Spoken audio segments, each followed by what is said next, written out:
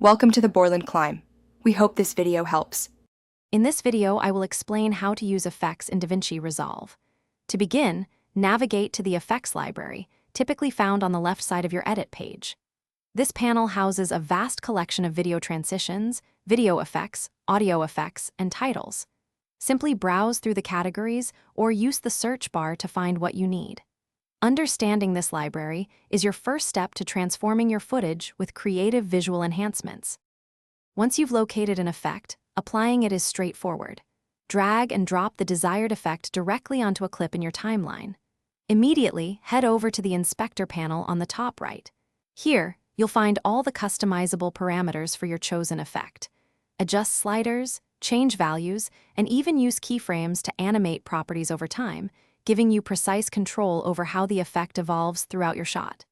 Experimentation is key. DaVinci Resolve offers a rich array of effects for various purposes. For instance, the Gaussian blur can soften backgrounds, while color corrector allows for precise hue and saturation adjustments. Transitions like cross dissolve smoothly blend two clips. Remember, each effect has unique settings. A drop shadow might have controls for distance and softness, whereas a lens flare could offer options for intensity and position.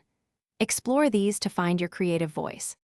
For more complex projects, consider using adjustment clips.